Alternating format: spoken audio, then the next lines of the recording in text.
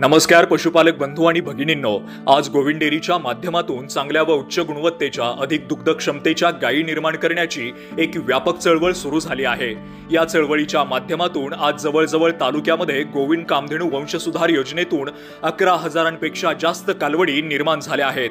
या सर्व कालवडी अधिक दुग्ध क्षमतेच्या, कमी आजारांना बळी पडणाऱ्या, आपल्या वातावरणामध्ये तग धरणाऱ्या, कमी चारा खाऊन अधिक गुणवत्तापूर्ण दुग्ध उत्पादन देऊन आपल्याला फायदा देणाऱ्या अशा कालवडी निर्माण झाल्या आहेत। या कालवडींपासून आपल्या पशुपालकांना अधिक गुणवत्तापूर्ण दुग्ध उत्पादन तर मिळणारच आहे, त्याचबरोबर या कालवडींची आता विक्रमी दराने मागणी सुद्धा होत आहे। तो दिवस आता दूर नाही ज्या दिवशी पंजाब किंवा बेंगलोरची लोके इथे येऊन गायी खरेदी करण्यासाठी पसंती दाखवतील। या गोष्टींमुळे आपल्या पशुपालकांचे अर्थकारण आता कुठेतरी उंचावताना दिसत आहे। गोविंद डेअरीच्या बऱ्याच पशुपालकांना या प्रभावी योजनेमुळे फायदा होत आहे। त्यांच्या गोठ्यातील कालवडींना उच्च रकमेची मागणी देखील होत आहे। चला तर मग अशाच एका पशुपालकाचं याविषयी मत जाणून घेऊयात।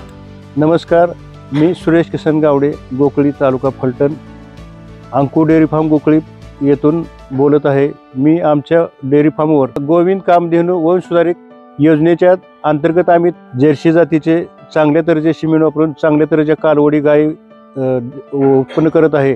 तरी त्या गायीपासून आम्हाला फॅट, डिग्री, एसएनएफ वगैरे चांगला मिळत आहे। गायी गर्भधारणा होण्याच्या दृष्टीने चांगले आहेत। दुधाची क्वालिटी चांगली, आजारापासून चांगली आहे। त्या महत्त्वाचे मास्टायटिस किंवा इतर आजार ही गायी होण्याचे प्रमाण कमी आहे।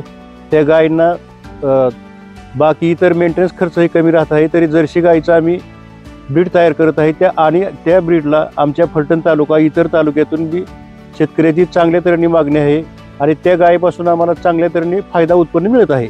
तुम्हालाही गोविंद कामधेनू वंशसुधार योजनेची अधिक माहिती हवी असेल तर मग आजच गोविंद डेअरीच्या दुग्ध संकलन केंद्राला भेट द्या अथवा गोविंद डेअरीशी संपर्क साधा। धन्यवाद।